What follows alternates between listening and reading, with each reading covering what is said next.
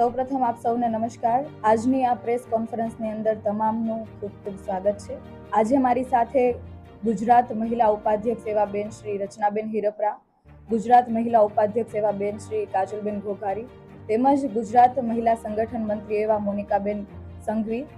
આજે અમે જે વિષય ઉપર ચર્ચા કરવા જઈ રહ્યા છે, એક બાજુથી ખૂબ ગર્વની લાગણી અનુભવીએ છીએ અને બીજી બાજુથી દુઃખ અનુભવીએ છીએ, કારણ કે ગુજરાત એટલે આપણે જ્યારે આંખ પણ બંધ કરીએ ત્યારે આપણું ગુજરાતનું ચિત્ર એક સમૃદ્ધિ તરફનું ચિત્ર દેખાય। આપણું ગુજરાત એટલે એમ સુરક્ષિત ગુજરાત આપણે જોવાનું આપણે સ્વપ્ન જોતા હોઈએ કે ભાઈ આપણું ગુજરાત એટલે કેવું કે સુરક્ષિત ગુજરાત, જ્યાં મહિલાઓનું ખૂબ સન્માન થાય, કે જ્યાં મહિલાઓ માટે તમામ પ્રકારના કાર્ય સરકાર કરે છે। પરંતુ રિયાલિટી કંઈક અલગ છે।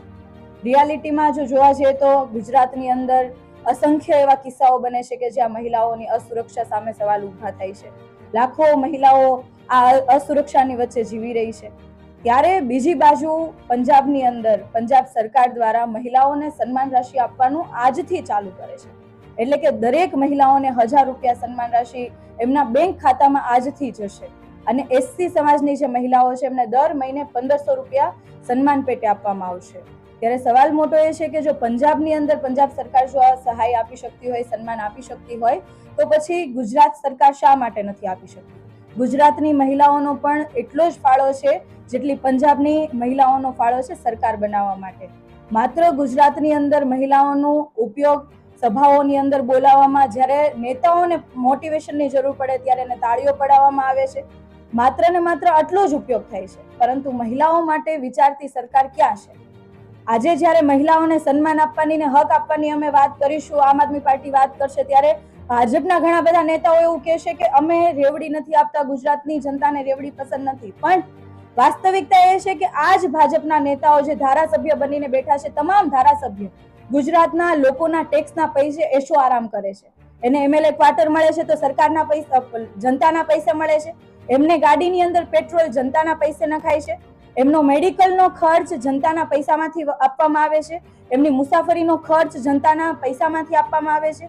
જ્યારે બીજી બાજુ જ્યારે લોકોની સુવિધાની વાત કરવામાં આવે તો લોકોની સુવિધામાં શું આપવામાં આવે છે?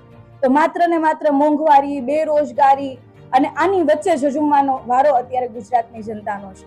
ત્યારે અમે પણ માંગણી એ કરીએ છીએ કે માત્ર ને માત્ર મહિલા સુરક્ષા, મહિલા સન્માન, નારી સશક્તિકરણ, આ બધા જ જે વાયદાઓ છે, બધા સૂત્ર છે, માત્ર ને માત્ર પોસ્ટરમાં નહીં, જાહેર મંચો પર નહીં, પરંતુ હકીકતની અંદર હોવા જોઈએ। આત્મનિર્ભરની જો વાત કરતા હોય તો આત્મનિર્ભર એવી રીતના પોસ્ટર પર નામ લખી દેવાથી નથી થતું, પરંતુ ખરા અર્થની અંદર મહિલાઓ માટે આર્થિક સહાય હોવી જોઈએ અને આ નાની એવી આર્થિક સહાયથી મહિલાઓ નાના મોટા કાર્ય પોતાની જાતે કરી શકે છે। હજારો કરોડોનું ગુજરાતનું બજેટ છે, તો આ હજારો કરોડના સમૃદ્ધ બજેટની અંદર મહિલાઓ માટે આટલો પણ કહેવાય કે ભાગ નથી, મહિલા સન્માન માટે એટલી પણ જગ્યા નથી, તો શા માટે નથી?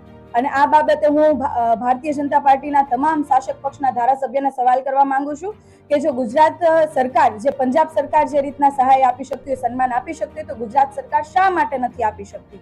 અને તમે શા માટે નારી સન્માન માટે, નારીઓને, મહિલાઓને સશક્ત કરવા માટે, આત્મનિર્ભરના પગલા લેવા માટે શા માટે એમને આર્થિક સહાય નથી આપી શકતા?